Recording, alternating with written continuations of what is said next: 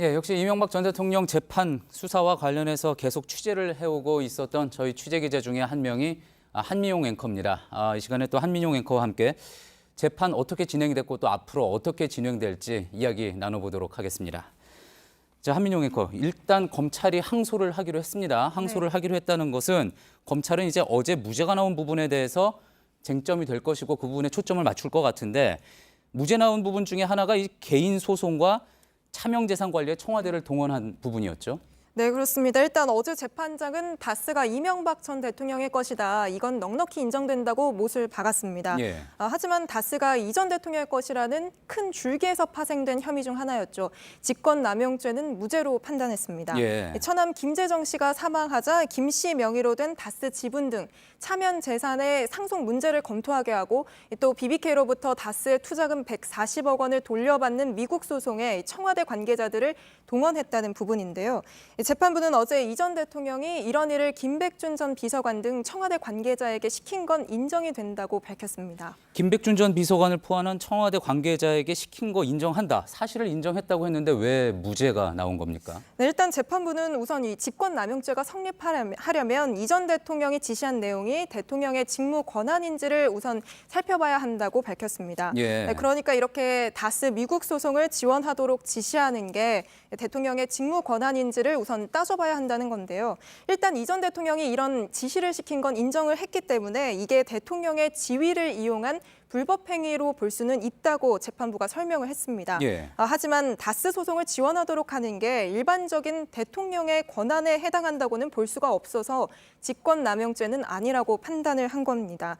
또 김백준 전 비서관 등은 이 전 대통령과 아주 오랜 인연이 있던 인물들이죠. 때문에 이 전 대통령이 이런 개인적인 관계 때문에 일을 시킨 걸로도 볼 수 있겠다고 설명했습니다. 대통령의 직무 권한이냐.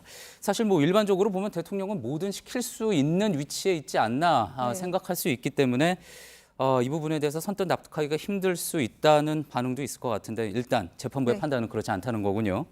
자, 그런데 또 궁금한 거는 박근혜 전 대통령도 비슷한 경우가 있었던 것 같습니다. 그래서 앞서 재판에서는 직권남용 혐의에 대해서 박근혜 전 대통령은 유죄가 나오지 않았습니까? 네, 그렇습니다. 일단 그래서 법조계 일각에서는 재판부가 이 대통령의 직무 권한을 너무 엄격하게 판단한 것 아니냐 뭐 이런 의견도 나오고 있기는 합니다. 예. 검찰도 항소심에서 이 부분에 대해서 다시 판단을 받아보겠다는 입장이고요.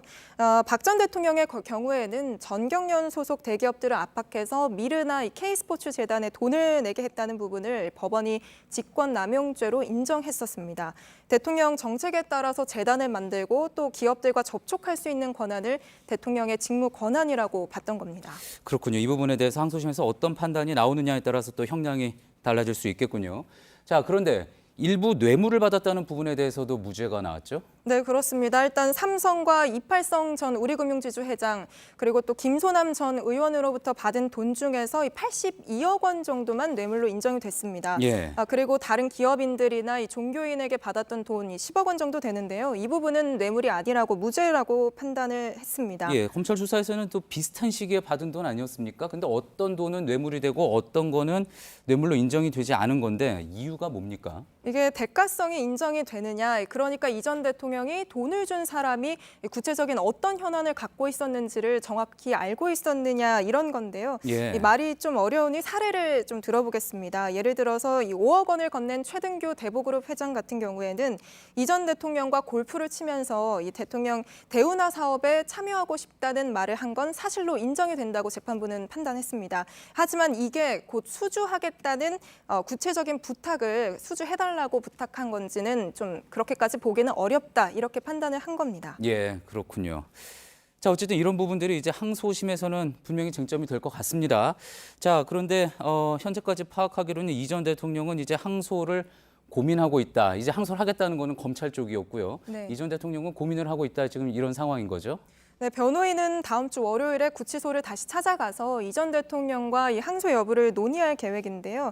일단 검찰이 항소를 하기로 했기 때문에 항소심은 진행이 될 텐데 이 전 대통령이 항소를 할지 하지 않을지에 따라서 어떤 전략을 펼칠 것인지 좀 예측이 가능할 것 같습니다. 예. 박 전 대통령이 정치 재판이라며 항소를 포기했던 것처럼 이 전 대통령도 그렇게 갈 수도 있고요. 예. 혹은 이 항소해서 1심과는 다르게 증인을 신청해서 유리한 증언을 이끌어내려는 이런 이런 전략을 선택할 수도 있을 것 같습니다. 예, 알겠습니다. 잘 들었습니다. 한민용 앵커였습니다.